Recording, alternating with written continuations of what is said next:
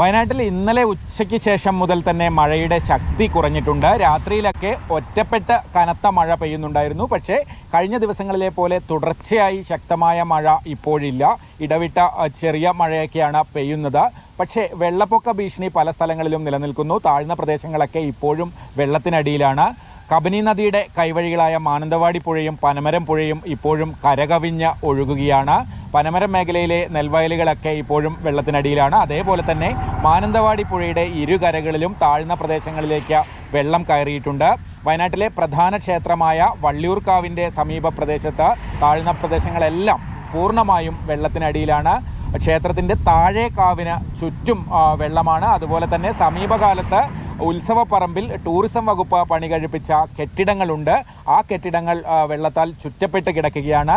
കാവിന് സമീപത്തു നിന്ന് പുഴയ്ക്കക്കരെ കമ്മനയിലേക്ക് ഒരു പുതിയ പാലത്തിൻ്റെ പ്രവൃത്തി നടക്കുന്നുണ്ട്. ആ പാലത്തിൻ്റെ പ്രവൃത്തി നടക്കുന്ന ഭാഗത്തൊക്കെ വെള്ളം കയറി കിടക്കുന്നു. അതായത് വയനാടിൻ്റെ ദേശീയോത്സവമായി അറിയപ്പെടുന്ന വള്ളിയൂർക്കാവ് ഉത്സവം നടക്കുന്ന ഉത്സവ പറമ്പും സമീപ പ്രദേശങ്ങളുമൊക്കെ പൂർണ്ണമായും വെള്ളത്തിലടിയിലായ കാഴ്ചയാണ് മാനന്തവാടിയിൽ നിന്ന് കാണുന്നത്.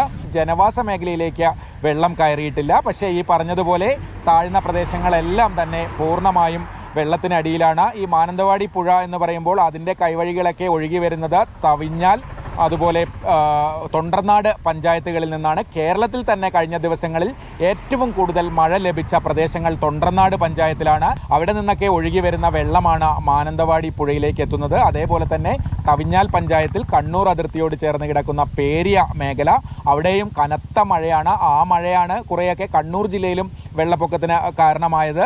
അവിടെ നിന്ന് ഇങ്ങോട്ടും വെള്ളം ഒഴുകിയെത്തുന്നത് മാനന്തവാടി പുഴയിലേക്കാണ്. അത്തരത്തിൽ ഈ രണ്ട് പഞ്ചായത്തുകളിൽ കഴിഞ്ഞ ദിവസങ്ങളിൽ പെയ്ത കനത്ത മഴയാണ് മാനന്തവാടി പുഴയിൽ ഇത്രയും ജലനിരപ്പ് ഉയരാൻ കാരണമായത്. അതിന് സമാനമായ സ്ഥിതിയാണ് പനമരം പുഴയിലും ഉള്ളത്.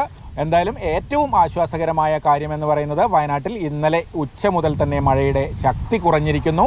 ഇപ്പോൾ പുഴയിലെ വെള്ളം ഇറങ്ങിപ്പോയാൽ പിന്നീട് വലിയൊരു ഭീഷണി ഉണ്ടാകില്ല. പക്ഷേ താഴ്ന്ന പ്രദേശങ്ങൾ ഇപ്പോഴും വെള്ളത്തിനടിയിലാണ്. വെള്ളം ഒഴുകിപ്പോകാൻ സമയമെടുക്കും.